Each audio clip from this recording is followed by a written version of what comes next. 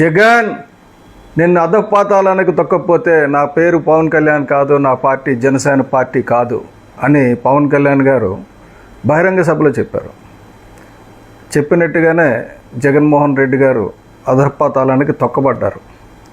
తొక్కిన తర్వాత ఆయన పైకి రావడానికి అడ్డదారులు ఎతుకుతున్నారు. అడ్డదారులు ఏమీ లేవు. జగన్మోహన్ రెడ్డి గారు మీకున్న ఒకే ఒక్క దారి రహదారి. ఆ రహదారి ఏంటంటే ఆ రాష్ట్రం తాయిలాలు ఇవ్వడం లేదు, రాకపోతే ఇంకోటి ఇవ్వడం లేదు కాదు. నీ మీద ఇన్నాళ్ళు నువ్వు కోర్టుకి హాజరు కాకుండా, విచారణకు హాజరు కాకుండా తప్పించుకు తిరుగుతున్న ఒక ముద్దాయివి. కాబట్టి నీ మీద ఆరోపణలు లేవు. ఇవన్నీ తప్పుడు ఆరోపణలను నిరూపించుకొని పైకి వస్తే ఇదే చిన్న ఛాన్స్ ఉంది. కానీ పైకి రావడానికి అసలు ఛాన్స్ లేదని తెలిసే ఇన్నాళ్ళు నువ్వు తప్పించుకు తిరిగావు. ఇక మీదట చెప్పడానికి కోర్టుగా చెప్పడానికి సాకులు కూడా లేవు. ఎందుకంటే ఇదివరకు నేను ముఖ్యమంత్రి పదవిలో ఉన్నాను, ప్రజల బాధ్యతల్లో ఉన్నాను, నాకు ఖాళీ లేదు విచారణకు హాజరవడానికి అని తప్పించుకున్నావు.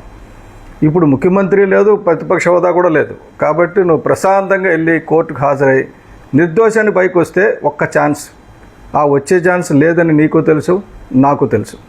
కాబట్టి ఈ తప్పు దావరిని అనవసరంగా ఇంకా ప్రజలను కానీ రాకపోతే నీ తాలూకా కార్యకర్తలను కానీ వంచే కార్యక్రమం చేయక ఏదైనా ప్రజల గురించి ఆలోచించు. పొత్తు విచ్ఛిన్నం అయిపోతుంది, పొత్తు ఉండదంటే అసలు పొత్తు ఎందుకు ఏర్పడిందో నీకు తెలుసా, గుర్తుందా? పొత్తు ఏర్పడింది ప్రజల కోసం, జనసేన పార్టీ కోసం, కార్యకర్తల కోసం, నాయకుల కోసం, మా పదవుల కోసం కాదు. అందుకనే పవన్ కళ్యాణ్ గారు పూర్తిగా తనను తాను తగ్గించుకొని ఆ పొత్తు కుదిర్చి రాష్ట్రంలో ప్రజలు బాగుపడాలి, రాష్ట్ర అభివృద్ధి చెందాలని చేశారు. ఆ రాష్ట్ర అభివృద్ధి వైపు ఇప్పుడు ముందుకు వెళ్తున్నారు. కాబట్టి ఎట్టి పరిస్థితుల్లో నువ్వు చేసే ప్రయత్నాలు ఏవి ఫలించవు. ఒకవేళ ప్రజల దగ్గరికి వెళ్తే ముందు కోర్టుకు వెళ్ళి నేను నిర్దోషం తెలుపుకొని రారా అని చెప్పి నీకు చెప్తారు.